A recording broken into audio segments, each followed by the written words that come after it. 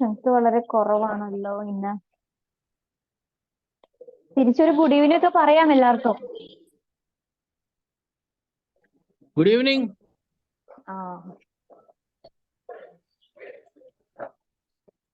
നമ്മളിന്ന് second very good evening.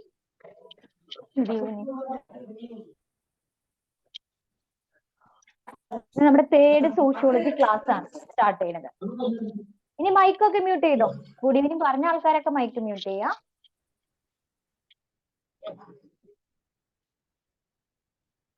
കഴിഞ്ഞ ക്ലാസ്സിൽ എടുത്ത ഇതിൽ നമ്മുടെ തേർഡ് ചാപ്റ്റർ ആണ് sociology relationship with other social science എന്നൊരു ചാപ്റ്റർ ആണ് നമ്മൾ എടുത്തത്.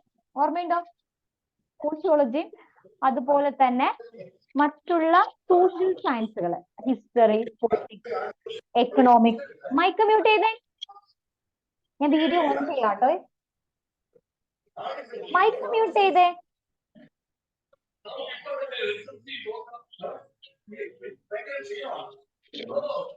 ആരോടാണ് മൈക്ക്? ഞാൻ തന്നെ മ്യൂട്ട് ചെയ്യുന്നുണ്ട്.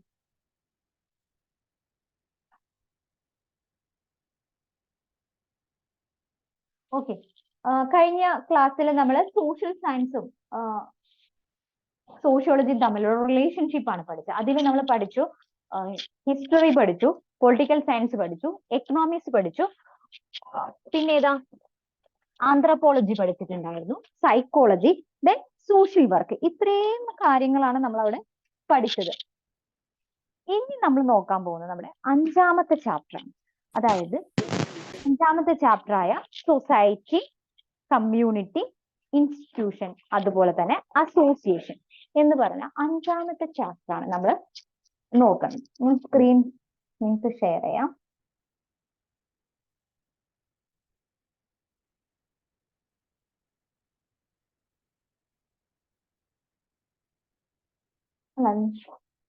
അഞ്ചാമത്തെ ചാപ്റ്റർ അല്ല നമ്മൾ നോക്കുന്നത്, നാലാമത്തെ ചാപ്റ്റർ തന്നെ നോക്കാം. Third standard techniques in research sociology. നാലാമത്തെ ചാപ്റ്റർ ആണ് ഇന്ന് നമ്മൾ നോക്കാം. അഞ്ചാമത്തെ ചാപ്റ്റർ ഇത് കഴിഞ്ഞിട്ട് തന്നെ എടുക്കാം. ഇതിന്റെ ഫ്ലോയിൽ തന്നെ പോട്ടെ. നമ്മളിപ്പോ സോഷ്യോളജി എങ്ങനെയാ എഴുതണമെന്നും കൂടി പഠിക്കാം. ആദ്യം സോഷ്യോളജി നമുക്ക് എങ്ങനെ എഴുതി. സ്ക്രീൻ കാണാൻ പറ്റുന്നുണ്ട് എല്ലാവർക്കും? ചാറ്റ് ബോക്സിൽ പറഞ്ഞാൽ മതി. സ്ക്രീൻ ഷെയർ ചെയ്തത് കാണാൻ പറ്റുന്നുണ്ടോ? ഓഫ് കോഴ്സ് കാണുന്നുണ്ട്.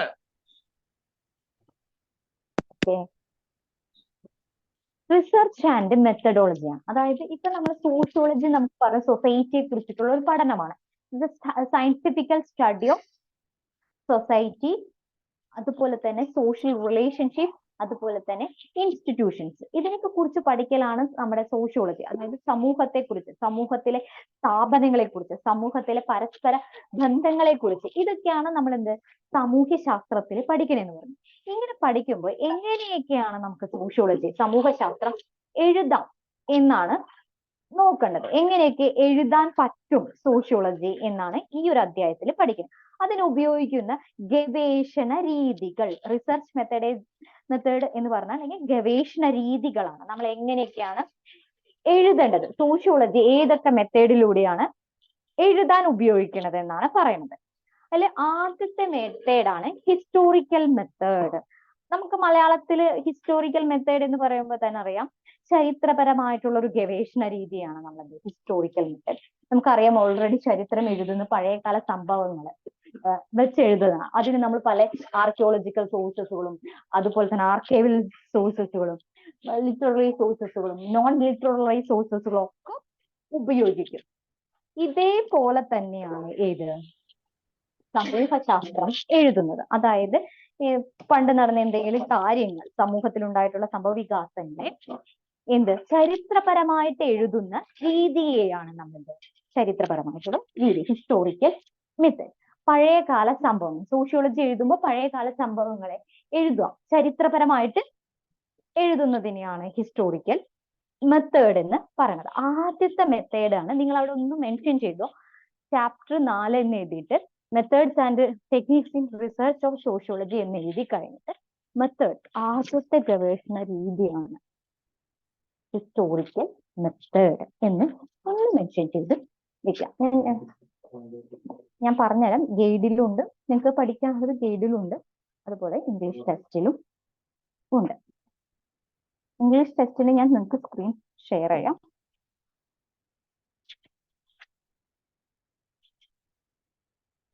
ഹിസ്റ്റോറിക്കൽ മെത്തേഡ്, ഫസ്റ്റ് മെത്തേഡാണ് ഹിസ്റ്റോറിക്കൽ മെത്തേഡ് അല്ലെങ്കിൽ ഗവേഷണ രീതി. ഗവേഷണ രീതി എന്ന് ചരിത്രപരമായിട്ടുള്ള ഗവേഷണ രീതി.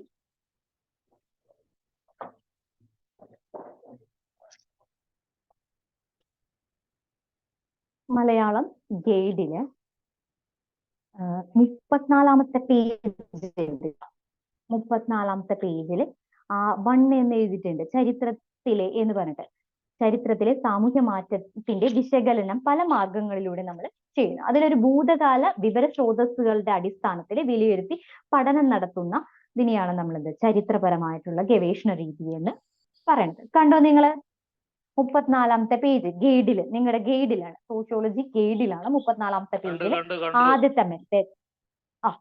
മെത്തേഡ് ഇവിടെ ഇംഗ്ലീഷ് ഗൈഡ് ആണെങ്കിൽ, ഇംഗ്ലീഷ് ടെസ്റ്റ് ആണെങ്കിൽ page number 38 historical method. Historical method is engage in the evaluation of sources of information about the past to determine their authenticity and the analysis of authentical source for detailed data. ഇവിടെ നമ്മൾക്ക് അറിയേണ്ടത്, ഒരു historian എന്തൊക്കെ മെത്തേഡുകളാണ്, return റെക്കോർഡ്സുകൾ ഉപയോഗിക്കലുണ്ട്, എല്ലാ source കിട്ടുന്നതിന് വേണ്ടിയിട്ട് ഉപയോഗിക്കാറുണ്ട്, എന്തെല്ലാം മെത്തേഡുകളാണ് എന്നാണ് ചോദിക്കുന്നത്. നമ്മൾ പറഞ്ഞ ഓൾ റെക്കോർഡ്സുകൾ, അത് റിട്ടേൺ റെക്കോർഡ്സ്, ലോ ബുക്കുകൾ, പബ്ലിക് റെക്കോർഡ്സുകൾ, report, business document, newspapers, diary, letters, travelogues, literature, എല്ലാ കാര്യങ്ങളും ഒരു ഹിസ്റ്റോറിയൻസ് എഴുതാൻ ഉപയോഗിക്കുന്നുണ്ട്. ദെൻ ഇത് ഹിസ്റ്റോറിക്കൽ മെത്തേഡ്. ഇത്രയും തന്നെ പഠിച്ചാൽ മതി. ഇതൊന്നും അധികം എക്സാമിനൊന്നും ചോദിച്ചിരിക്കാറില്ല. 5 മെത്തേഡുകൾ ഏതാണെന്ന് നമ്മളോട് ചോദിക്കാറുണ്ട്. Historical method. രണ്ടാമത്തെ മെത്തേഡാണ് കമ്പാരിറ്റീവ് മെത്തേഡ്. കമ്പാരിറ്റീവ് മെത്തേഡ് എന്ന് പറഞ്ഞിട്ടുണ്ടെങ്കിൽ തുലനാത്മക മാർഗരീതിയാണ്. തുലനാത്മക മാർഗരീതി, അതായത് കമ്പാരിസൺ ചെയ്യാം. അതായത് ഇപ്പൊ നമുക്കറിയാം, കമ്പാരിസൺ ചെയ്യാൻ സമൂഹങ്ങളിൽ എടുത്തിട്ട് പഠിക്കുമ്പോൾ നമ്മൾ 2 സമൂഹത്തെ കുറിച്ച് പഠിക്കാൻ. ഉദാഹരണമായിട്ട് ഞാൻ നിങ്ങളോട് പറയണം, നമ്മൾ ഹിസ്റ്ററി ഓൾറെഡി പഠിക്കുന്നത് കൊണ്ട് ഹാരപ്പൻ സിവിലൈസേഷനെയും അതുപോലെ തന്നെ ആ കാലഘട്ടത്തിലുള്ള മെസപ്പൊട്ടോമിയൻ സിവിലൈസേഷൻ അല്ലെങ്കിൽ ഈജിപ്ഷ്യൻ സിവിലൈസേഷൻ ഇതിനെ കുറിച്ച് പഠിക്കാൻ എടുക്കുകയാണെന്ന് വിചാരിക്കുക. 2 സമൂഹങ്ങളാണ്. ഈ 2 സമൂഹങ്ങളെ നമ്മൾ നന്നായി പഠിക്കുന്നത് ഇവരുടെ സാമ്യങ്ങളും വ്യത്യാസങ്ങളും കമ്പയർ ചെയ്ത്, തുലനാത്മകമായി കമ്പയർ ചെയ്ത് പഠിക്കുമ്പോഴാണ് ഒരു സമൂഹത്തെ, ആ രണ്ട് സമൂഹത്തെ നല്ല വിശകലനം ചെയ്ത് നമുക്ക് പഠനം ചെയ്യാൻ പറ്റും. അപ്പൊ കമ്പാരിറ്റീവ് മെത്തേഡിൽ നമ്മൾ ഒരു സമൂഹത്തെ പഠന വിഷയമായിട്ട് എടുക്കുമ്പോൾ അവിടെ സാമ്യങ്ങളും വ്യത്യാസങ്ങളും എടുക്കുകയാണ്. ഇപ്പൊ ഹാരപ്പൻ അതുപോലെ തന്നെ ഈ മെസപ്പൊട്ടോമിയൻ സിവിലൈസേഷൻ എന്ന് എടുക്കുകയാണെങ്കിൽ അവരുടെ സാമ്യങ്ങൾ പ്രത്യേകം എടുത്തു പറയാവുന്ന കുറെ സാമ്യങ്ങളുണ്ട്. കാരണം ഇത് റിവർ വാലി സിവിലൈസേഷൻ ആണ് ഈ 2 സംസ്കാരങ്ങളും ഉടലെടുത്തത്. ഈ 2 സംസ്കാരത്തിന്റെ ഒരു ബ്രോൺസ് എന്ന് പറയുന്നത് മെറ്റൽസ് ഏറ്റവും കൂടുതൽ ഉപയോഗിക്കുന്നത് കാണാം. അതുപോലെ തന്നെ ഡിഫറൻസ് പറയുകയാണെങ്കിൽ ഇവരുടെ അതായത് ഇവരുടെ റിലീജിയൻ, മതത്തിൽ കുറച്ച് വ്യത്യാസം.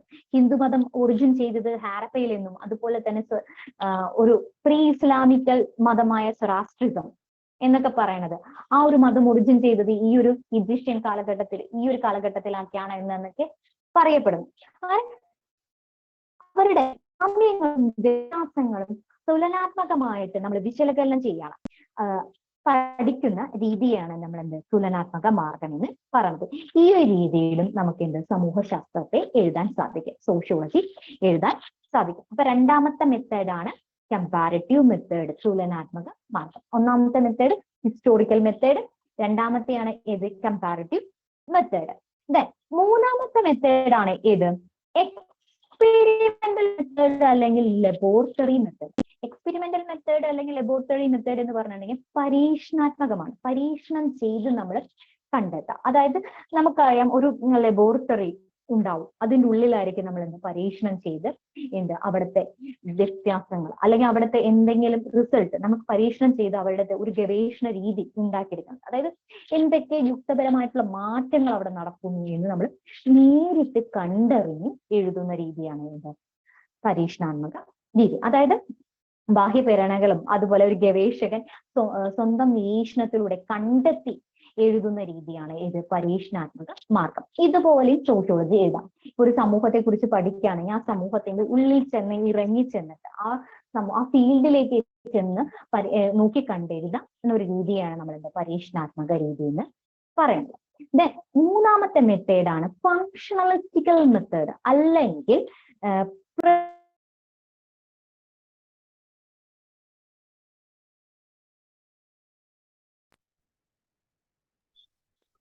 Ma'am, can't listen. Some voice problems are there. Okay. I will repeat you this topic. നമ്മുടെ തേർഡ് മെത്തേഡ് ആണ്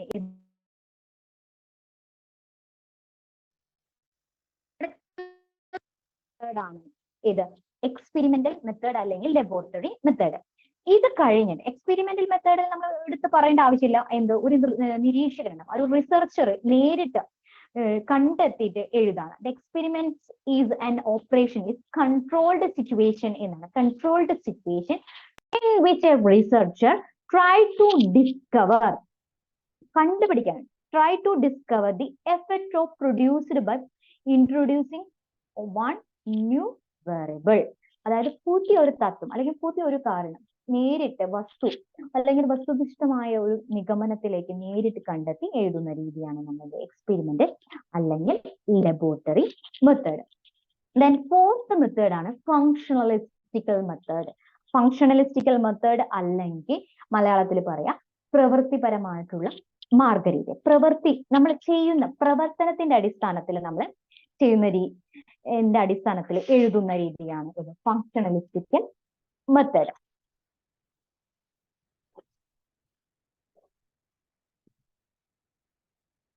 Functionalistical method is an analysis required from the researcher explain or analyze the observation requiring phenomena in the term their consequence of wider social system. അതായത് ഇവിടെ പ്രവൃത്തിപരമായിട്ടുള്ള വിശകലനം ചെയ്യുമ്പോൾ അല്ലെങ്കിൽ പ്രവൃത്തിപരമായിട്ടുള്ള മാർഗത്തിൽ എന്താന്ന് പറയണമെന്ന് വെച്ചിട്ടുണ്ടെങ്കിൽ അതായത് നമുക്ക് ലഭിക്കുന്ന വിവരങ്ങൾ, അതായത് അത് സാമൂഹ്യപരമായിട്ട് അല്ലെങ്കിൽ നമുക്കറിയാം സമൂഹത്തിൽ മനുഷ്യന്റെ ഇടപെടലുകളാണ് കൂടുതലായിട്ട് കാരണം. അപ്പൊ ഈ സാധാരണയായി ചെയ്യപ്പെടുന്ന ഓരോ പ്രവർത്തനങ്ങളുടെ അടിസ്ഥാനത്തിൽ നമ്മൾ വിശകലനം ചെയ്യണം.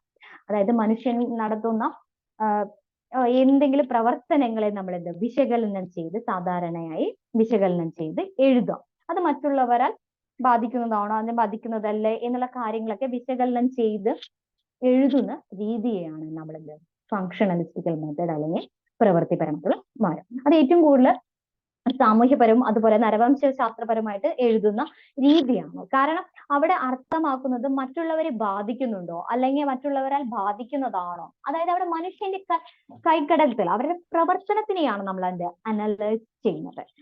അനലൈസ് ചെയ്ത് എഴുതുന്ന രീതിയാണ് ഏത് ഫങ്ഷണലിസ്റ്റിക് മെത്തേഡ് എന്ന് പറയുന്നത്. ദെൻ ലാസ്റ്റത്തെ മെത്തേഡാണ് എംപിരിക്കൽ മെത്തേഡ്.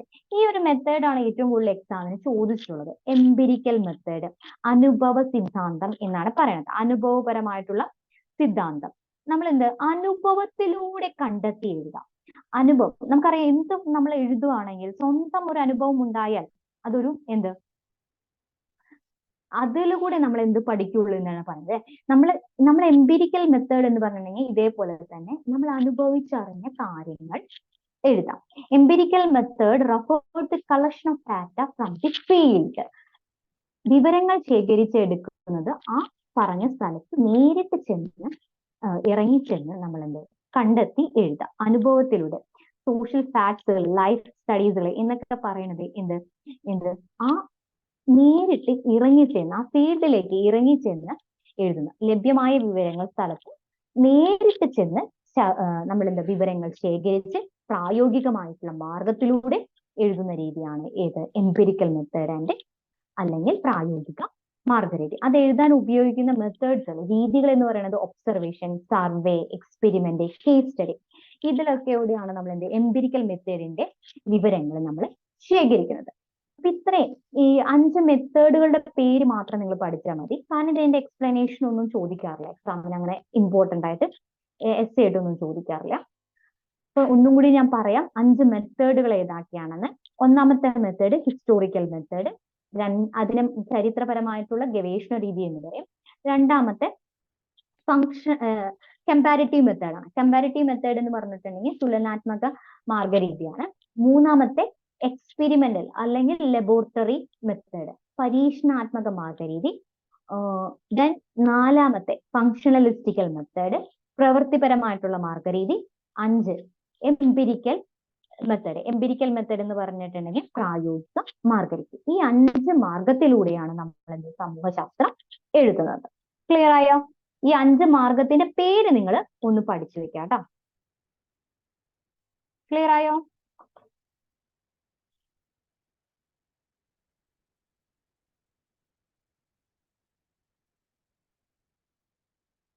ചാറ്റ് ബോക്സിൽ പറഞ്ഞാൽ മതി ക്ലിയർ ആയെങ്കിൽ. ഇല്ലെങ്കിൽ ഞാൻ പേരുകൾ ഒന്നുകൂടി റിപ്പീറ്റ് ചെയ്ത് പറയാം. ഓക്കെ. എന്നാ ഈ ഒരു ഭാഗത്തിൽ നിന്ന് വന്നിട്ടുള്ള വൺ വേർഡുകൾ ഒന്ന് അറ്റംപ്റ്റ് ചെയ്ത് നമുക്ക് നോക്കാം. സ്ക്രീൻ കാണുന്നില്ലേ? ഞാൻ സൂം ചെയ്തുകൊണ്ട് കാണാൻ പറ്റുന്നുണ്ടോ? നോക്കിയേ, കാണാൻ പറ്റുന്നുണ്ടോ? 4.1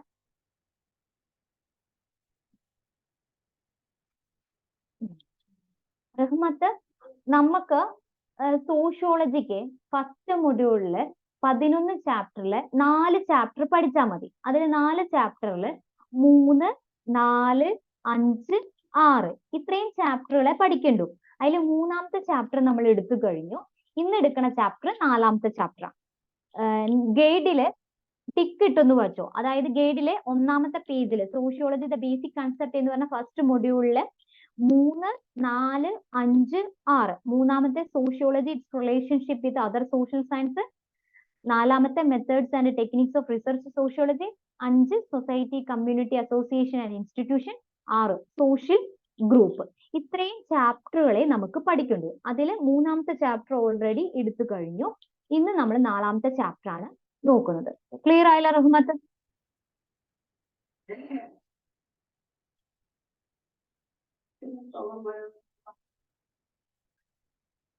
നിങ്ങൾ സ്ക്രീൻ കാണുന്നുണ്ടോ? ഇനി ഞാൻ പറയുന്നത്, ഞാൻ ആദ്യത്തെ ചോദ്യം വായിക്കാം. ഇത് ട്രൂ ഫാൾസ് ആണ്, ശരിയോ തെറ്റോ എന്നാണ് പറയുന്നത്. A society cannot be fully understood without comparing with other society. ഒരു സമൂഹത്തെ നമ്മൾ പഠനം നടത്തണമെങ്കിൽ, അതിന്റെ പഠനം പൂർത്തിയാകണമെങ്കിൽ ആ സമൂഹത്തെ മറ്റുള്ള സമൂഹമായിട്ട് തുലനാത്മകമായിട്ട് പഠിച്ചാൽ മാത്രമാണ് ആ സമൂഹത്തെ നമുക്ക് പഠിക്കാൻ കഴിയുള്ളൂ. The society cannot be fully understood. ഒരിക്കലും നമുക്ക് പഠിച്ചു തീരാൻ പറ്റില്ല. എങ്ങനെ? കമ്പയർ ചെയ്ത് പഠിച്ചിട്ടില്ലെങ്കിൽ. ശരിയോ തെറ്റോ? ഒരു സൊസൈറ്റിയെ പഠിക്കണമെങ്കിൽ എങ്ങനെ? കമ്പയർ ചെയ്ത് പഠിക്കണോ? അതോ കമ്പയർ ചെയ്ത് പഠിച്ചാലേ ആ സൊസൈറ്റി ഫുൾ ആയിട്ട് പഠിക്കാൻ പറ്റുമോ? True or false?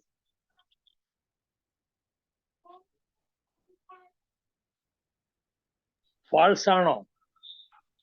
ഒരു സൊസൈറ്റിയെ ഫുൾ ആയി പഠിക്കണം. The society cannot be fully understood without comparing with other society. ഒരു സമൂഹത്തെ പഠിക്കാൻ മറ്റുള്ള സമൂഹത്തെ കുറിച്ചും കൂടി നമ്മൾ കമ്പയർ ചെയ്ത് പഠിക്കണം. No need. It is false. ആണോ?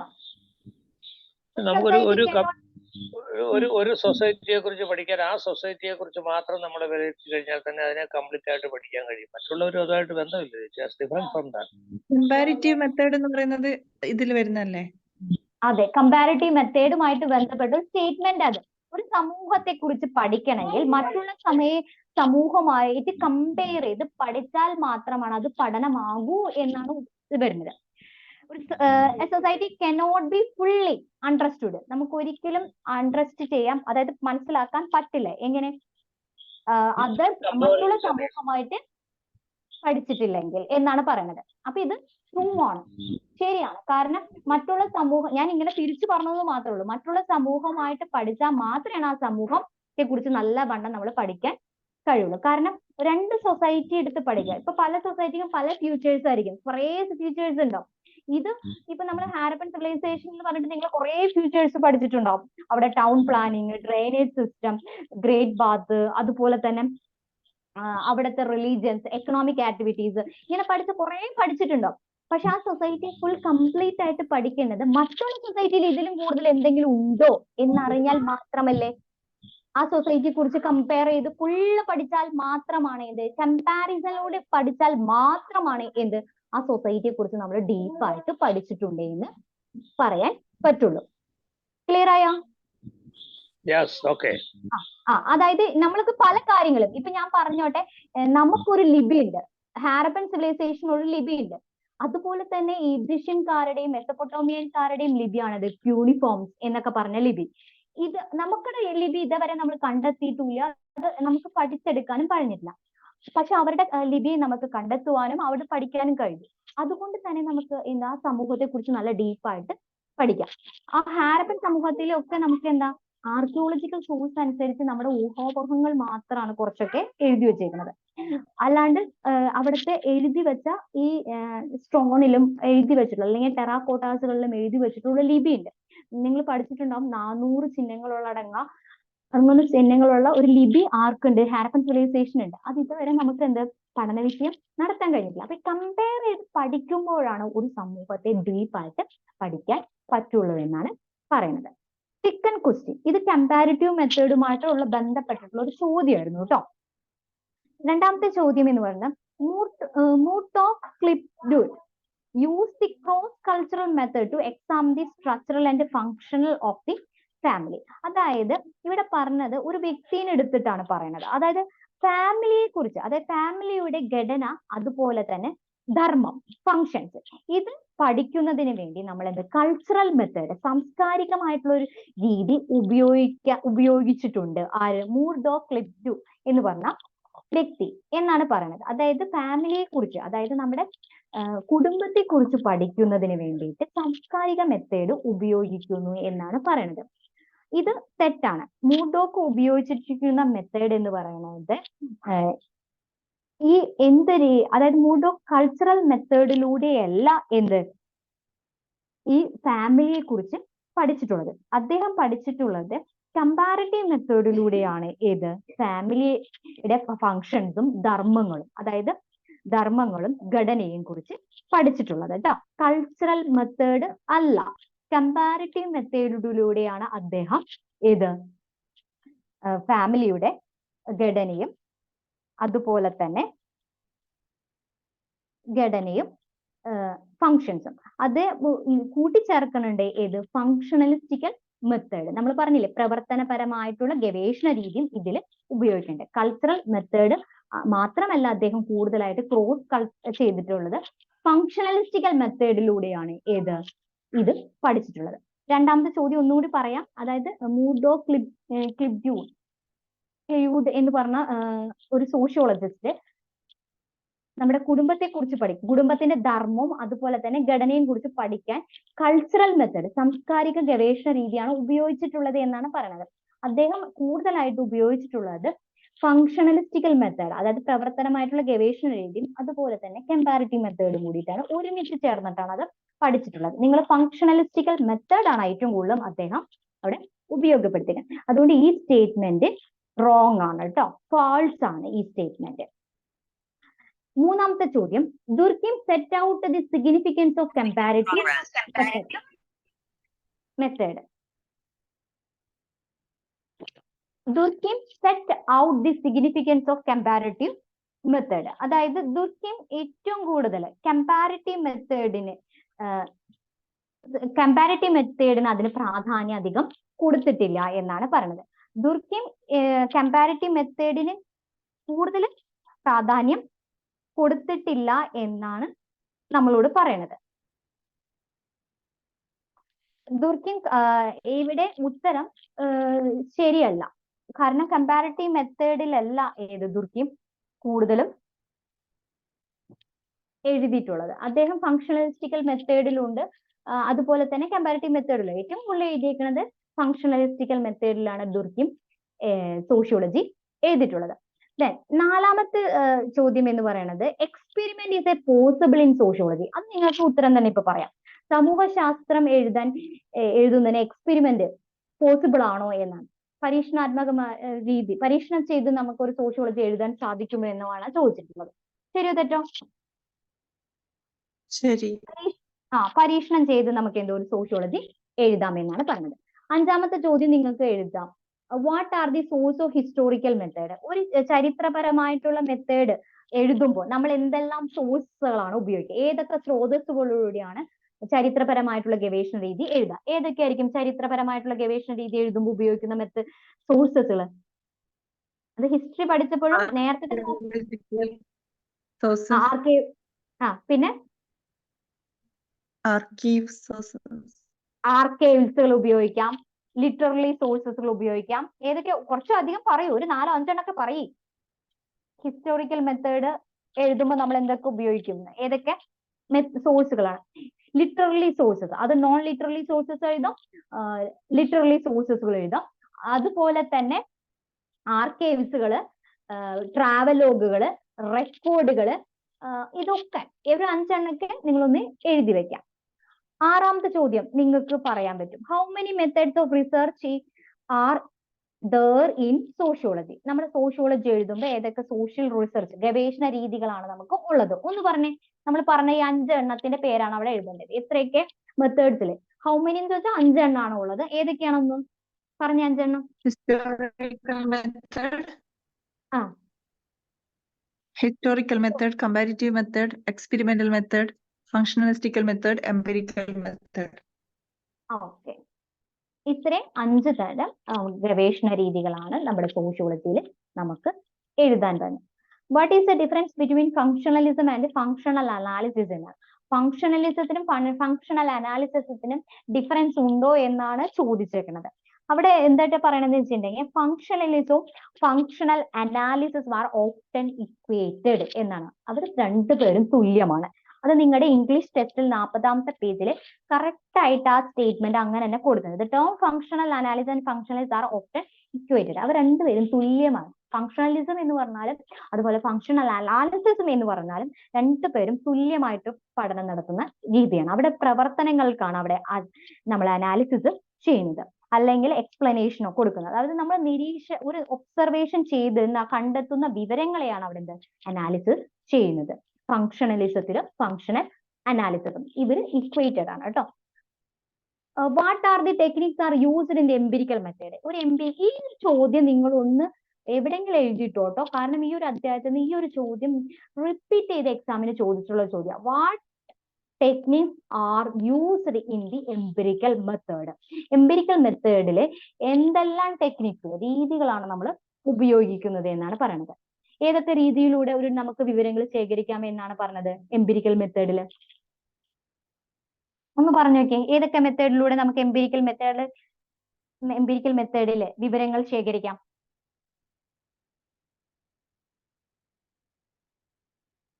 നമുക്കറിയാം എംപിരിക്കൽ മെത്തേഡ് എന്ന് പറഞ്ഞിട്ടുണ്ടെങ്കിൽ അനുഭവത്തിലൂടെ കണ്ടെത്തുന്ന ഇതാ. അപ്പൊ അനുഭവത്തിലൂടെ കണ്ടെത്തണമെങ്കിൽ ഒബ്സർവേഷൻ നിരീക്ഷിച്ച് നമുക്ക് കണ്ടെത്താം. പിന്നെ survey, case study, survey, survey, case study, ഇതിലൂടെയൊക്കെ നമുക്ക് എന്ത് വിവരങ്ങൾ കണ്ടെത്താം. അപ്പൊ ഒന്നുകൂടി ഞാൻ പറയാം, ഈ ഒരു ചോദ്യം മോസ്റ്റ് ഇമ്പോർട്ടന്റ്.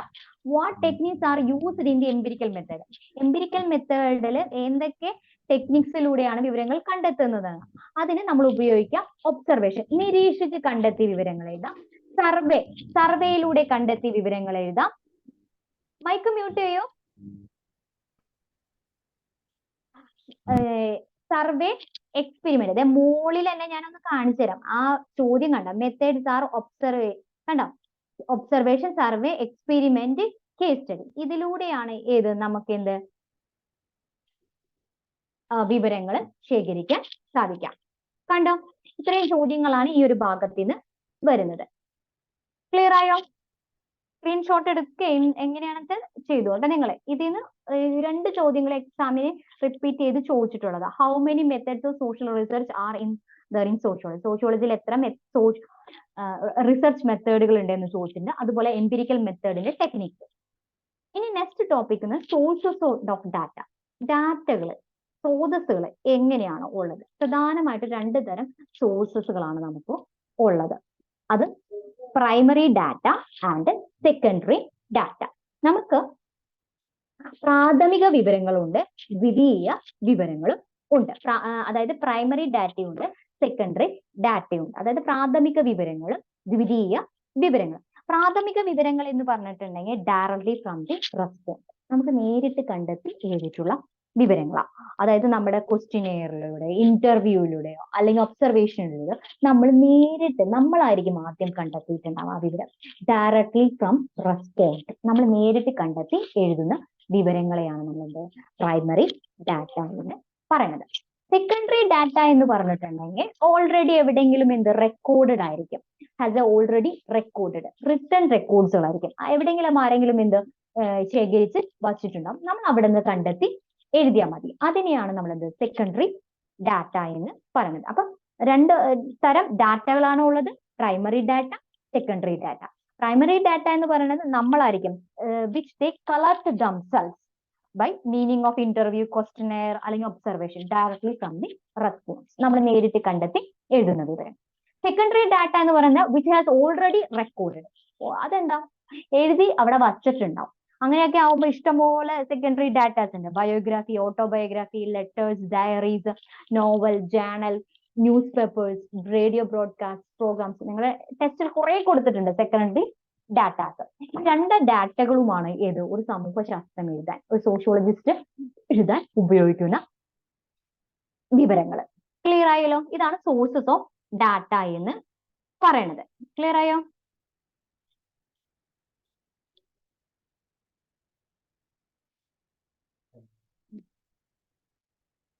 ക്ലിയർ ആയോ?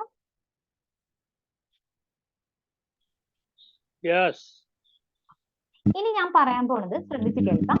ടെക്നിക്സ് ഓഫ് ഡാറ്റ കളക്ഷൻ ആണ്. അതായത് നമ്മൾ 2 തരം ഡാറ്റ നമ്മൾ കണ്ടു. പ്രൈമറി ഡാറ്റയുണ്ട്, സെക്കൻഡറി ഡാറ്റയുണ്ട്. ഈ വിവരങ്ങളെ എങ്ങനെയാണ് നമ്മൾ ശേഖരിക്കുന്ന രീതികളാണ്, ഗവേഷണ രീതികൾ, അതായത് ടെക്നിക്സുകളാണ്, രീതികളാണ്. പ്രധാനമായിട്ടും 5 രീതികളാണ് നമുക്ക് ഉള്ളത്. Observation, survey, case study, questionnaire, interview. ചോദ്യം നിങ്ങൾ മസ്റ്റ് ആയിട്ട് പഠിക്കണം കേട്ടോ. കാരണം ഇതൊരു എസ്സേ ആയിട്ട് ചോദിക്കാറുണ്ട്.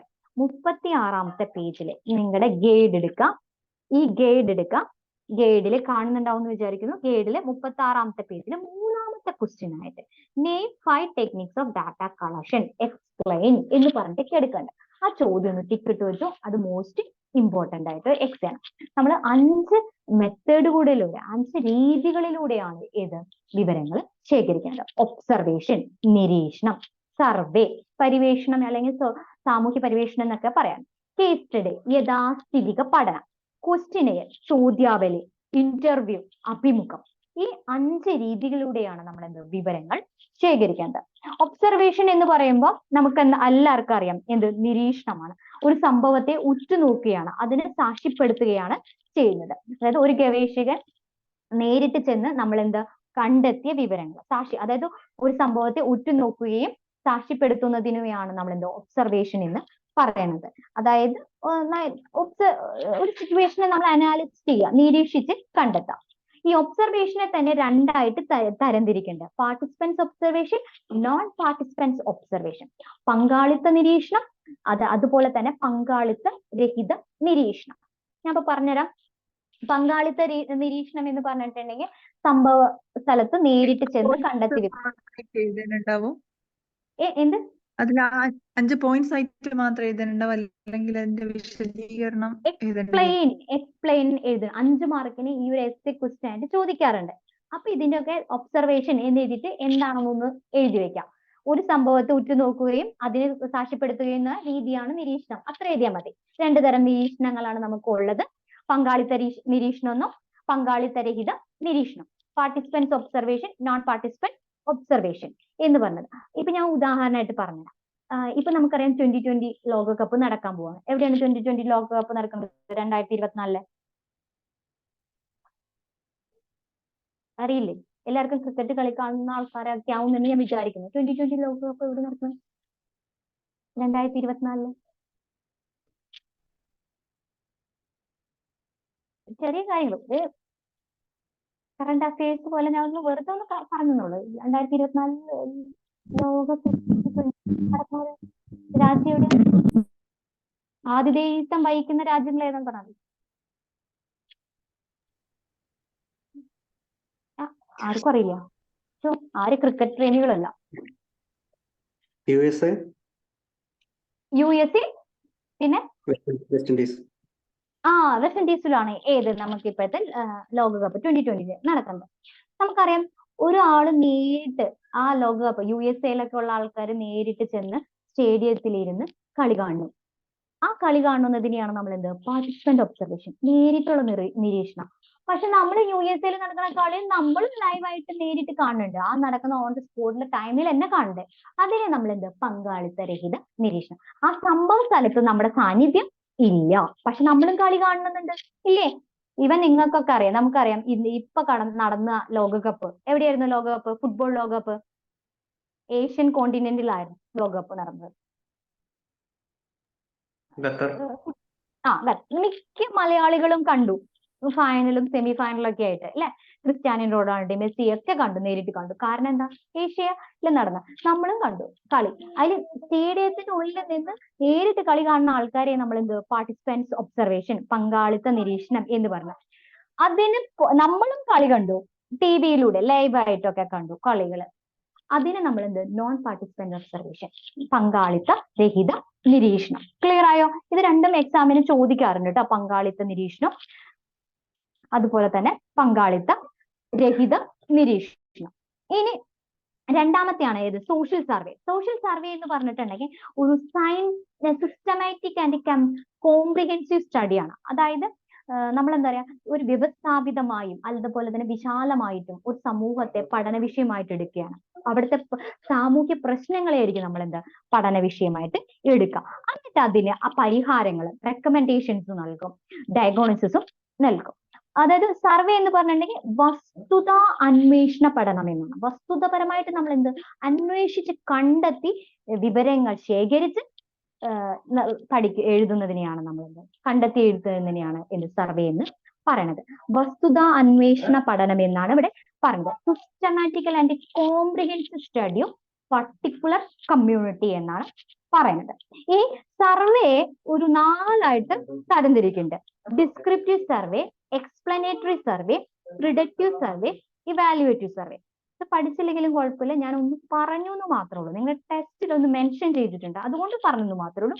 ഗൈഡിൽ ഇല്ല. ഒന്ന് എവിടെയെങ്കിലും ഒന്ന് എഴുതിട്ടാൽ മതി. കാരണം എക്സാമിനൊന്നും ചോദിക്കുന്ന കേട്ടിട്ടില്ല, എന്നാലും ഞാനൊന്ന് പറഞ്ഞോളൂ. Classification of survey. Descriptive survey. Descriptive എന്ന സർവേ എന്ന് പറഞ്ഞിട്ടുണ്ടെങ്കിൽ ഇവിടെ ഡിസ്ക്രൈബ് ചെയ്യുന്നത്, അതായത് വിശദീകരിച്ച് എഴുതാണ്. വിശദീകരിച്ച് എഴുതുന്ന എന്താ? അവിടുത്തെ നീഡ്സ്, ആവശ്യങ്ങളെ അനുസരിച്ചിട്ട് കണ്ടെത്തി എഴുതുന്ന രീതിയാണ് ഇത് ഡിസ്ക്രിപ്റ്റീവ് സർവേ. എക്സ്പ്ലനേറ്ററി സർവേ എന്ന് പറഞ്ഞിട്ടുണ്ടെങ്കിൽ ഒരു കാരണം അതിന്റെ മാറ്റങ്ങളെയും നമ്മൾ എന്ത് വിശകലനം ചെയ്യുന്നതിനെയാണ് എക്സ്പ്ലനേറ്ററി സർവേ എന്ന് പറയുന്നത്. പ്രിഡിക്റ്റീവ് സർവേ എന്ന് പറഞ്ഞിട്ടുണ്ടെങ്കിൽ എന്തെങ്കിലും ഒരു പുതിയ പോളിസികളൊക്കെ നമ്മൾ ചെയ്യാൻ പോകുന്നുണ്ട്, അതിന്റെ ഫ്യൂച്ചർ ചേഞ്ച്, ഭാവിയിൽ ഉണ്ടാവുന്ന മാറ്റങ്ങൾ, അതിന്റെ പോസിബിൾ എഫക്ട്സ് ഒക്കെ നമ്മൾ മുൻകൂട്ടി എഴുതുന്ന സർവേയാണ് പ്രിഡിക്റ്റീവ് സർവേ എന്ന്. ഇവാലുവേറ്റീവ് സർവേ എന്ന് പറഞ്ഞിട്ടുണ്ടെങ്കിൽ നമ്മൾ നടപ്പിലാക്കിയിട്ടുള്ള പാസ്റ്റ് പോളിസികൾ, നടപ്പിലാക്കിയിട്ടുള്ള പദ്ധതികളുടെയൊക്കെ ഒരു വിശകലനം, വിലയിരുത്തി നടത്തുന്നതാണ് ഇവാലുവേറ്റീവ് സർവേ എന്ന് പറയുന്നത്. 4 സർവേ ആണ് നമുക്കുള്ളത്: ഡിസ്ക്രിപ്റ്റീവ്, എക്സ്പ്ലനേറ്ററി, പ്രിഡിക്റ്റീവ്, ഇവാലുവേറ്റീവ്. ഈ 4 സർവേകളാണ്, പര്യവേഷണങ്ങളാണ് നമുക്ക് ഉള്ളത്. ദെൻ മൂന്നാമത്തെ മെത്തേഡാണ് കേസ് സ്റ്റഡി. കേസ് സ്റ്റഡി എന്ന് പറഞ്ഞാൽ യഥാസ്ഥിതിക പഠനം. നമുക്കറിയാം കേസ് എവിടെയാണ് ഏറ്റവും കൂടുതൽ കേസ് എന്നുള്ള വേർഡുകളും കേട്ടിട്ടുണ്ടാവാം. കേസ് എന്നൊക്കെ കേൾക്കാൻ നമ്മൾ ഇവിടെ ആയിരിക്കും ഏറ്റവും കൂടുതൽ അല്ലെ? കേസ് എടുത്തു എന്നൊക്കെ പറയണില്ലേ? കേസ് എന്ന് പറഞ്ഞ വേർഡ് എവിടെയായിരിക്കും നിങ്ങൾ കേട്ടിട്ടുണ്ടാവാം കൂടുതലും?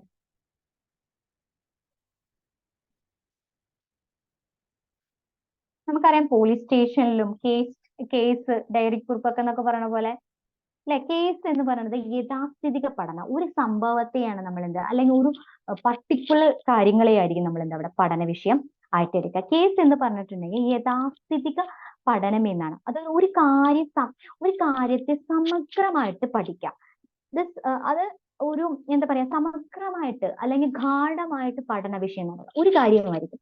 A particular, a person, a group, a institution, a class room, episode അല്ലെങ്കിൽ എ സൊസൈറ്റി, ഒന്നിനെ മാത്രമായിരിക്കും നമ്മൾ എന്ത് പഠന വിഷയമായിട്ട് സമഗ്രമായിട്ടും ഗാഢമായിട്ടും പഠിക്കാം. The method of study in social phenomena throughout the analysis of individual case. ഒന്നാക്കി എടുത്തിട്ട് പഠിക്കാം. അത് ഒരു കേട്ടിട്ടുണ്ടോ? ഏത്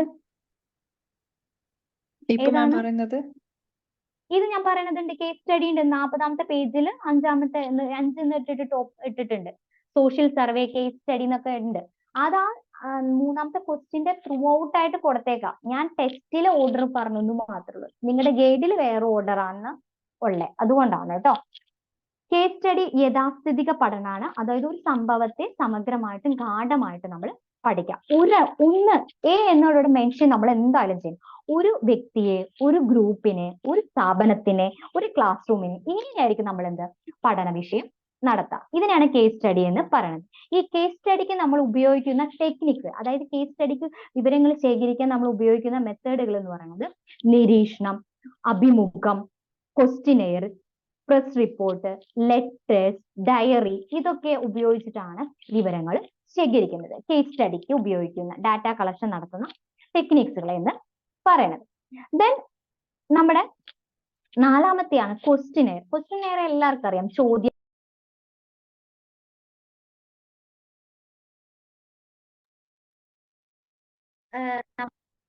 എന്ത് റിട്ടേൺ രൂപത്തില്, അതായത് എഴുതപ്പെട്ടിട്ടുള്ള രൂപത്തിൽ നമുക്ക് ഒരു കൊടുത്തേക്കണ ഇതിനെയാണ്. അതായത് ചോദ്യങ്ങളെ എഴുതാം, word and phrase, familiar and simple ആയിട്ടുള്ള, അതായത് അക്ഷരത്തിലും വാക്യത്തിലും നമ്മൾ എഴുതാം.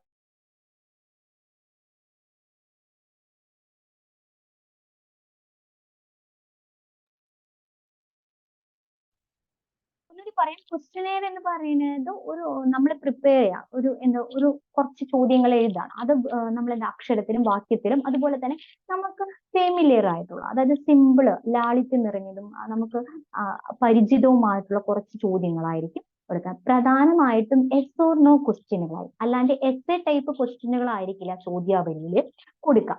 ചോദ്യാവലി എന്ന് പറഞ്ഞിട്ടുണ്ടെങ്കിൽ ഉത്തരം പറയാണ്ട് വ്യക്തിയോട് പ്രതികരണത്തിനായി നമ്മൾ ചോദിക്കുന്ന ചോദ്യ പട്ടികയാണ് നമ്മൾ ചോദ്യാവലി എന്ന് പറയാം. അത് വിപുലമായ വലിയൊരു ഗ്രൂപ്പിനൊക്കെ നമ്മൾ പഠന വിഷയമായിട്ട് എടുക്കുകയാണെങ്കിൽ ഈ ഒരു ചോദ്യാവലി മെത്തേഡാണ് നമ്മൾ കൂടുതലായിട്ട് കൊടുക്കുക. ചോദ്യാവലി നമുക്ക് എന്താ ഫേസ് ടു ഫേസ് ഇന്റർവ്യൂടെ ചോദിക്കാം, അല്ലെങ്കിൽ പോസ്റ്റ് വഴി നേരിട്ട് കൊടുക്കണമെന്നില്ല, അത് സെൻഡ് ചെയ്തിട്ട് വേണമെങ്കിലും നമുക്ക് എന്ത് പോസ്റ്റ് വഴി സെൻഡ് ഒക്കെ ചെയ്തിട്ട് ചോദ്യാവലിയുടെ ഉത്തരങ്ങൾ കൊടുക്കാം. നേരിട്ട് അവിടെ നിരീക്ഷിക്കണമെന്ന് നമുക്ക് ഇല്ല. അതാണ് ചോദ്യാവലി. ദെൻ ലാസ്റ്റത്തെയാണ് ഇന്റർവ്യൂ. ഇന്റർവ്യൂ എന്ന് പറഞ്ഞിട്ടുണ്ടെങ്കിൽ അവിടെ ഒരു കോൺവെർസേഷൻ, അഭിമുഖമാണ്, അവിടെ ഒരു വർത്തമാനമാണ്. ആര് തമ്മില്? ചോദ്യം ചോദിക്കുന്ന ആളും ഉത്തരം പറയണം, നിരീക്ഷകനും അതുപോലെ തന്നെ ഗവേഷകനും. ഇവർ തമ്മിൽ ഒരു ഇൻവെസ്റ്റിഗേറ്ററും അല്ലെങ്കിൽ ഇൻഫോർമന്റും ഉണ്ടാവും. ഇവർ തമ്മിലുള്ള ഒരു വർത്തമാനത്തെയാണ് നമ്മൾ അഭിമുഖം എന്ന് പറയുന്നത്. അത് വാമൊഴിയിലൂടെ നേരിട്ട് നമ്മൾ വിവരങ്ങൾ ശേഖരിക്കണം. വാമൊഴിയിലൂടെയാണ് നേരിട്ട് വിവരങ്ങൾ ശേഖരിച്ച് എഴുതുന്നതാണ് ഇന്റർവ്യൂ ആയിട്ട് നമ്മൾ പറയുന്നത്. ഈ ഇന്റർവ്യൂ നമുക്ക് രണ്ടായിട്ട് തരംതിരിക്കാം. Structured interview, unstructured interview. ചിട്ടപ്പെടുത്തിയ ഇന്റർവ്യൂ, ചിട്ടപ്പെടുത്താത്ത ഇന്റർവ്യൂ. ഈ നിങ്ങളുടെ ഗൈഡില് 39 എന്ന് പറഞ്ഞ പേജില് സ്ട്രക്ചേർഡ് ഇന്റർവ്യൂ, അൺസ്ട്രക്ചേർഡ് ഇന്റർവ്യൂ എന്ന് എഴുതി. അതിന്റെ ഒപ്പം തന്നെ ഒന്നും കൂടെ എഴുതിക്കോ, സ്ട്രക്ചേർഡ് ഇന്റർവ്യൂവിന് ഫോർമൽ ഇന്റർവ്യൂ, അൺസ്ട്രക്ചേർഡ് ഇന്റർവ്യൂവിനെ ഇൻഫോർമൽ ഇന്റർവ്യൂ എന്നൂടി പറയാറുണ്ട്. അവിടെ ഒന്നും എഴുതി വയ്ക്കാം. 39ാമത്തെ പേജിൽ സ്ട്രക്ചേർഡ് ഇന്റർവ്യൂ, അൺസ്ട്രക്ചേർഡ് ഇന്റർവ്യൂയുടെ മറ്റൊരു പേരാണ് ഫോർമൽ ഇന്റർവ്യൂ, ഇൻഫോർമൽ ഇന്റർവ്യൂ. ഇങ്ങനെ രണ്ട് രീതിയിലാണ് ഇന്റർവ്യൂ ഉള്ളത്. അതായത് ഫോർമൽ ഇന്റർവ്യൂ എന്ന് വെച്ചിട്ടുണ്ടെങ്കിൽ നമുക്ക് ചോദിക്കേണ്ട ചോദ്യങ്ങൾ മുൻകൂട്ടി നമ്മൾ എഴുതി, ചോദിക്കുന്ന പദങ്ങളൊക്കെ മുൻകൂട്ടി ക്രമമായിട്ട് എഴുതി അവിടെ വച്ചിട്ടുണ്ടാവും. അത് ചിട്ടപ്പെടുത്തി അവിടെ വച്ചേക്കാണ്. അതായത് അഭിമുഖത്തിന് മുന്നേ തന്നെ പ്രിപ്പയർ ചെയ്ത് വച്ചിട്ടുണ്ടാവും. അൺസ്ട്രക്ചേർഡ് ഇന്റർവ്യൂ എന്ന് അങ്ങനെയല്ല, അനൗപചാരികമായിട്ടുള്ള ഒരു സംഭാഷണം. ഇവ നമുക്കൊരു മുൻകരുതലൊന്നുമില്ല, എന്തൊക്കെ ചോദിക്കണം എന്നൊന്നും ഇല്ല. ഗവേഷകൻ സ്വന്തം ഇഷ്ടം പോലെയുള്ള ചോദ്യങ്ങളാണ് ചോദിക്കുന്നത്. ഫോർ എക്സാമ്പിൾ ആയിട്ട് നമുക്ക് പറയാം, ഇപ്പൊ നമുക്കറിയാം വലിയ ഫിലിം സ്റ്റാർസിനൊക്കെ ഇന്റർവ്യൂ നടത്തുകയാണെങ്കിൽ ഓൾറെഡി അവരോട് ചോദിക്കാൻ പോണ ചോദ്യങ്ങളെയൊക്കെ കുറിച്ചിട്ടുള്ള ഒരു ധാരണ അവർക്ക് കൊടുക്കും. ഇതൊക്കെ ചോദിക്കണമെന്ന് പറഞ്ഞിട്ടുണ്ട്, ചിട്ടപ്പെടുത്തി വെക്കും. ഇപ്പൊ നമുക്കറിയാം നമ്മുടെ പ്രധാനമന്ത്രിയോ അല്ലെങ്കിൽ മുഖ്യമന്ത്രിയോ ഒക്കെ മുഖ്യമന്ത്രിയൊക്കെ പ്രസ് മീറ്റ് നടത്തുമ്പോൾ ഈ വാർത്താ മാധ്യമക്കാർക്ക് അറിയില്ല എന്തിന് ടോപ്പിക് എന്താന്ന് പറയും, പക്ഷെ എന്തൊക്കെ ഉത്തരങ്ങളാണ് അവർ പറയാൻ പോകുന്നതെന്നും അറിയില്ല. ഈ വാർത്താ സമ്മേളനത്തിൽ അദ്ദേഹം പറഞ്ഞു കഴിഞ്ഞതിന് ശേഷം, ആ ടോപ്പിക് അവതരിപ്പിച്ചതിന് ശേഷമാണ് ഈ news reporters on the spot അവർക്ക് സ്വന്തം ഇഷ്ടം പോലെ ആ ടോപ്പിക്കുമായി സ്വന്തം ഇഷ്ടം പോലെയുള്ള ചോദ്യങ്ങൾ ചോദിക്കണം. അത് ഓൾറെഡി അവിടെ ചിട്ടപ്പെടുത്തിയിട്ടൊന്നും വച്ചിട്ടുണ്ടാവില്ല, മുൻകൂട്ടി നിശ്ചയിച്ച ക്രമത്തിലൊന്നും ആവില്ല. ആ ഓൺ ദ സ്പോട്ട് അവർ ചോദിക്കുന്ന ചോദ്യങ്ങളായിരിക്കും. അതിനെയാണ് നമ്മൾ ഇൻഫോർമൽ അല്ലെങ്കിൽ അൺസ്ട്രക്ചേർഡ് ഇന്റർവ്യൂ എന്ന് പറയുന്നത്. അപ്പൊ ഇത്രയാണ് നമ്മുടെ ഒരു വിവരങ്ങൾ ശേഖരിക്കാൻ നമ്മൾ ഉപയോഗിക്കുന്ന ടെക്നിക്സുകൾ. ഒന്നുകൂടി പറയാം. ആദ്യത്തെ ടെക്നിക്സ് എന്ന് പറഞ്ഞിട്ടുണ്ടെങ്കിൽ ഒബ്സർവേഷൻ, നിരീക്ഷണം. രണ്ടാമത്തെ സർവേ. മൂന്നാമത്തെ കേസ് സ്റ്റഡി, യഥാസ്ഥിതിക പഠനം. നാലാമത്തെ ക്വസ്റ്റിനെയർ, ചോദ്യാവലി. അഞ്ചാമത്തെ അഭിമുഖം. ഇത്രയും മെത്തേഡിലൂടെയാണ് നമ്മൾ വിവരങ്ങൾ ശേഖരിക്കുന്നത്. 4.2 ഇതിലെ ചോദ്യങ്ങളൊന്ന് നോക്കാം. കാണുന്നില്ലേ എല്ലാരും?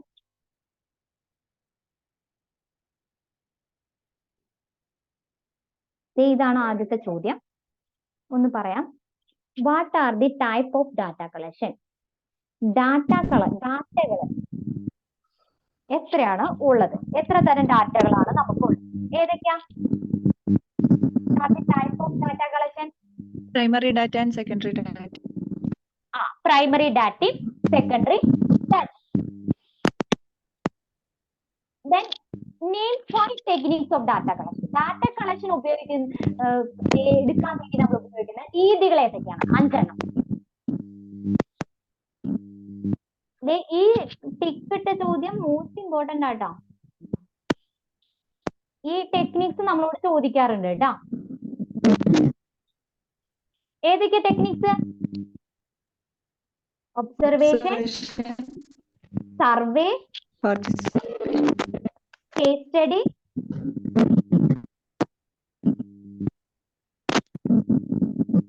ചേട്ടന്റെ മൈക്കിൽ നിന്നാണ് ഭയങ്കര ഡിസ്റ്റർബൻസ് വരുന്നില്ല.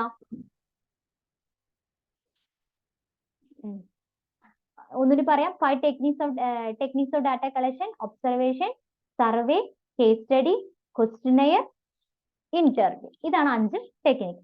What are the 2 type of observation? 2 തരം നിരീക്ഷണങ്ങൾ ഏതാണെന്നാണ് ചോദിച്ചിട്ടുള്ളത്. 2 തരം നിരീക്ഷണങ്ങൾ ഏതാണ്?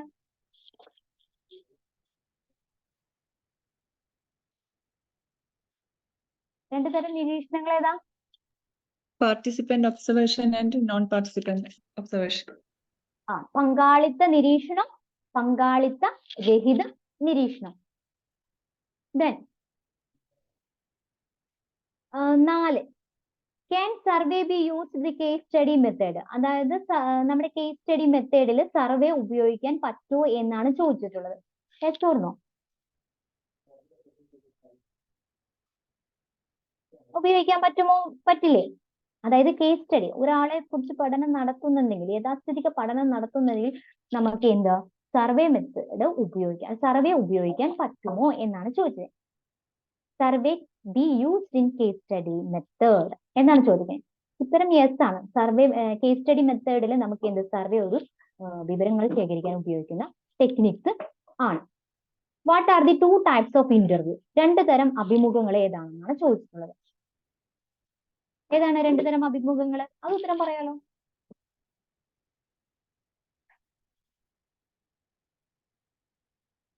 ഏതാണ് 2 തരം അഭിമുഖങ്ങൾ? Formal and informal. And Yeah. informal interview. Okay, formal and informal interview. ഈ ചാപ്റ്റർ കഴിഞ്ഞു. ഇത്രയേ ഉള്ളൂ ഈ ചാപ്റ്റർ. ഇനി ഞാൻ നിങ്ങൾക്ക് ഈ ചാപ്റ്ററിലെ ഇമ്പോർട്ടൻ്റ് ആയിട്ട് അടയാളപ്പെടുത്തേണ്ടത് ഗൈഡിൽ പറഞ്ഞുതരാം കേട്ടോ. ക്ലിയർ ആയല്ലോ ഈ ചാപ്റ്റർ? ഇത്രയും മതി. ഈ ചാപ്റ്ററിൽ ഈ ഒരു എസ് ആണ് ഏറ്റവും കൂടുതൽ നമുക്ക് പഠിക്കേണ്ടത്. ക്ലിയർ ആയല്ലോ നിങ്ങൾക്ക് ആ എസ് ഞാൻ പറഞ്ഞത്? ഇനി ടെസ്റ്റില് ഈ ഗൈഡില് 36ാമത്തെ പേജിലെ 3ാമത്തെ ക്വസ്റ്റ്യൻ നല്ലവണ്ണം പഠിക്കാം കേട്ടോ. അത് ഈ ഫുൾ എക്സ്പ്ലനേഷൻ നിങ്ങൾ പഠിക്കേണ്ട, നിങ്ങൾക്ക് ആവശ്യമുള്ള പോയിന്റുകൾ മാത്രം. നിരീക്ഷണം എന്താ, 2 തരം നിരീക്ഷണങ്ങൾ എന്താണെന്ന് മാത്രം എഴുതിയാൽ മതി. അതിൽ ദോഷങ്ങളും ഗുണങ്ങളും ഒന്നും പഠിക്കണ്ട. 2 തരം നിരീക്ഷണങ്ങൾ എന്താണെന്ന് പഠിക്കാം. അതുപോലെ തന്നെ ഇന്റർവ്യൂ എന്താണെന്ന് എഴുതാം. അത് 2 തരം ഇന്റർവ്യൂകൾ എഴുതാം. ചോദ്യാവലി എന്താണെന്ന് എഴുതാം. അതുപോലെ തന്നെ കേസ് സ്റ്റഡി എന്താണെന്ന് എഴുതാം. സർവേ എന്താണെന്ന് എഴുതാം. ക്ലിയർ ആയല്ലോ?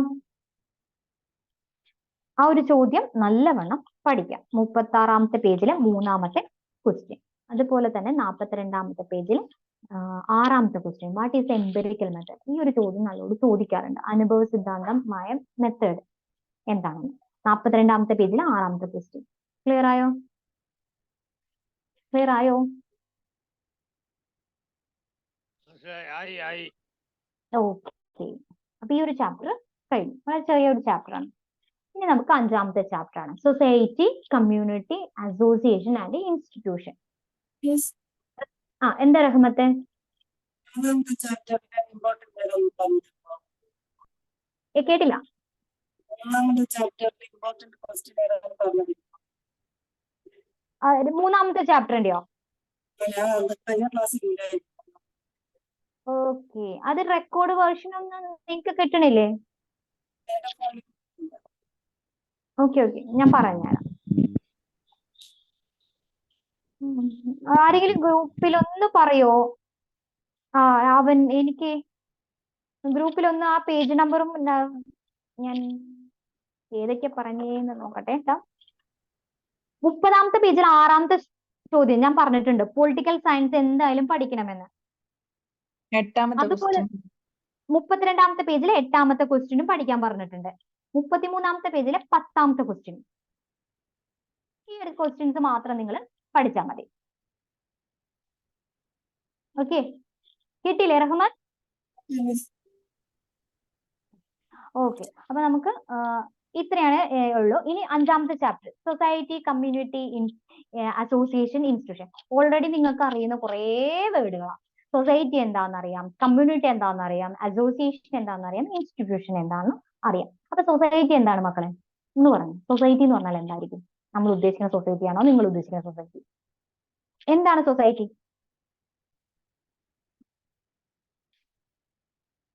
സൊസൈറ്റി എന്താണ്? ഒരു ഗ്രൂപ്പ് ഡിസ്കഷൻ പോലെ ഞാൻ പോവാന്ന് വിചാരിച്ചു. ഇത് ചെറിയ ചാപ്റ്റർ അതുകൊണ്ടാണ്. ഇവിടെ പറഞ്ഞിരിക്കുന്നത് മനുഷ്യന്റെ പെരുമാറ്റം നിയന്ത്രണം, അതാണ് എഴുതിയിരുന്ന പറഞ്ഞില്ല. നിയന്ത്രണം അല്ല, നിയന്ത്രണം. അത് പോട്ടെ ചെറിയാൻ ചേട്ടാ, അത് പോട്ടെ. ചെറിയാൻ ചേട്ടന്റെ അഭിപ്രായത്തിൽ ഒരു സൊസൈറ്റി എന്താന്ന് പറഞ്ഞു അത് മതി. അവരുടെ അവിടെ ഇരിക്കട്ടെ. നമുക്ക് നമ്മുടെ അഭിപ്രായത്തിൽ ഒരു സൊസൈറ്റി ഉണ്ടല്ലോ, അതെന്താ? അതായത് ഒരു നമ്മുടെ സമൂഹത്തില് നമുക്ക് സമൂഹം എന്താണെന്ന് സമൂഹം എന്ന് പറഞ്ഞാൽ എന്താ? ഗ്രൂപ്പ് ഓഫ് പീപ്പിൾ, സമൂഹം. ഒരു കൂട്ടം വ്യക്തികൾ, അത്രേ ഉള്ളൂ. അവിടെ ഒരു കൂട്ടം വ്യക്തികളെയാണ്. ഇപ്പൊ നമ്മൾ 1 2 ആൾക്കാരെ ചേർത്താൽ നമ്മൾ അവിടെ സമൂഹം എന്ന് പറയില്ല. എന്ത് അഗ്രിഗേറ്റ്സ് ഓഫ് ഇൻഡിവിജ്വൽ, കൂട്ടം ആൾക്കാർ വേണം, അവിടെ നമ്മൾ സമൂഹം പറയും. ഇവിടെ നമുക്ക് കാണാം സമൂഹം എന്ന് പറയുമ്പോൾ ഒരു കൂട്ടം വ്യക്തികൾ മാത്രമാണോ അവിടെ? വ്യക്തികൾക്ക് പ്രാധാന്യം, അതിലാണ് സൊസൈറ്റിയെ നമ്മൾ ഡിഫൈൻ ചെയ്യുന്നത്. എന്തായിരിക്കും? ചെറിയ ചേട്ടന്റെ മൈക്കൊന്ന് ഓഫ് ചെയ്തേ, ഭയങ്കര ഡിസ്റ്റർബൻസ് ഉണ്ടല്ലോ അവിടുന്ന്. വേറൊരാൾ പറഞ്ഞേ, ഇനി സൊസൈറ്റി എന്ന് പറഞ്ഞാൽ എന്തായിരിക്കും? സൊസൈറ്റി നമ്മൾ ജീവിക്കുന്നത് അല്ലെ, അതിലാണ് നമ്മളെ ഇങ്ങനെ ആക്കി മാറ്റിയത് സമൂഹമാണ് അല്ലെ.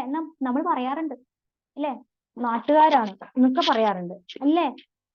ഒന്ന് പറഞ്ഞേ ശ്രീകാന്തേ, സമൂഹം എങ്ങനെ ക്രിയേറ്റ് ചെയ്ത് വെച്ചു നമ്മളെ? അത് നമ്മളാണ് ക്രിയേറ്റ് ചെയ്തത്. അമൽ, നിങ്ങളൊക്കെ ഒന്ന് പ്രതികരിക്കൂ. കീർത്തി, റഹ്മത്ത് എന്ന് പറഞ്ഞേ, സമൂഹം എന്നുകൊണ്ടാൽ എന്നാൽ എന്താണ് ഉദ്ദേശിക്കുന്നത്? എനിക്ക് ആ സാധനത്തെ ഇഷ്ടമല്ല എന്ന് പറയും ചിലര്. ആണോ? ഏ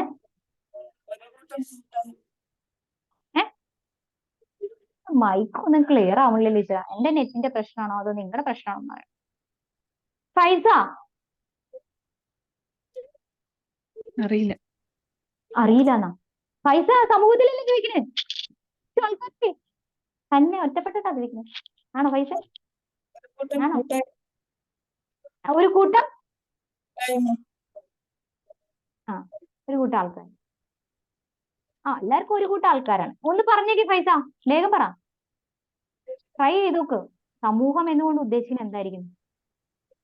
എല്ലാരും, ഗിനീഷ, അവരുടെ പ്രവർത്തനങ്ങളും ആൾക്കാരും അവരുടെ പ്രവർത്തനങ്ങളും. ഓക്കെ, പറഞ്ഞേ ശ്രീജ പറ. ശ്രീജ മൈക്കോൺ പറഞ്ഞു. പലതരം ആളുകൾ, അതായത് എഡ്യൂക്കേറ്റഡ് ആയിട്ട് പാവപ്പെട്ടവര്, പണക്കാര്, അങ്ങനെ പല തരത്തിലുള്ള ആളുകൾ ഒന്നിച്ച് ജീവിക്കുന്ന ഒരു ഇതിനെയാണ് സൊസൈറ്റി എന്ന് പറയുന്നത്. പലതരം ചിന്താഗതി, പലതരം വ്യക്തിത്വം, അങ്ങനെ പല ഇതും. പലതരം വ്യക്തിത്വങ്ങൾ, പലതരം ചിന്താഗതിയുള്ള ആൾക്കാർ. ഓക്കെ, അടുത്ത ക്ലാസ്സിൽ പറഞ്ഞുതരാം കേട്ടോ നിങ്ങൾക്ക് എന്താ സമൂഹം എന്ന്. നിങ്ങൾ പറഞ്ഞത് കറക്റ്റാ. അഗ്രിഗേറ്റ്സ് ഓഫ് പീപ്പിൾ, ജനങ്ങൾ അവിടെ ഉണ്ട്.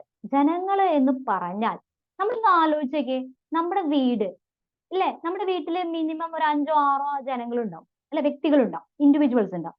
അവിടെ കുറെ ആൾക്കാർ തമ്മിൽ പല റിലേഷൻസ് കാണാം. അവിടെ നിന്നാണ് എന്ത് സമൂഹം ക്രിയേറ്റ് ചെയ്ത് പോകുന്നത്.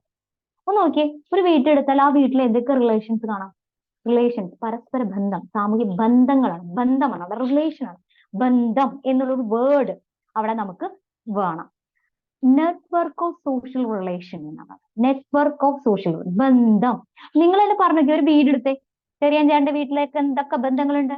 അപ്പൂപ്പനൊക്കെ ആയുള്ള ബന്ധമുണ്ടോ? അവരെയുള്ള ബന്ധങ്ങളുണ്ടോ? അപ്പൂപ്പനോ? My father is still having 100 years of old. ആണോ? എന്തൊക്കെ റിലേഷൻസ് അവിടെ ഉണ്ടെന്ന് പറഞ്ഞേ, ആ വീട്ടിൽ, ആ കുടുംബത്തിൽ, ആ family social relation. My father, husband and wife, and okay, husband and wife relation. Wife passed, I am alone here. Then after my children and grandchildren also. Parents relation. എനിക്ക് ആ റിലേഷൻ മാത്രം പറഞ്ഞാൽ മതി. Husband and wife relation, parents relation, പിന്നെ വേറെ ഏത് relation ഉണ്ട്? Friendly relations. അത് വേണം. ഫ്രണ്ട്സ്, സുഹൃത്തുക്കൾ, നമുക്ക് സുഹൃത്തുക്കളായിട്ട് റിലേഷൻ ഉണ്ട്. ഇവരെല്ലാരും ചേർന്ന് പിന്നിട്ട് നെറ്റ്വർക്ക് തൊട്ടിട്ട് കണക്ട് പോണതിനെയാണ് നമ്മൾ സമൂഹം എന്ന് പറയുന്നത്. അടുത്ത ക്ലാസ്സിൽ ഇനി സമൂഹത്തെ കുറിച്ച് ഡീറ്റെയിൽ ആയിട്ട് പഠിക്കാം. പിന്നെ ഇത്രയും മതി. എല്ലാവർക്കും thank you. Good night. Thank you so much.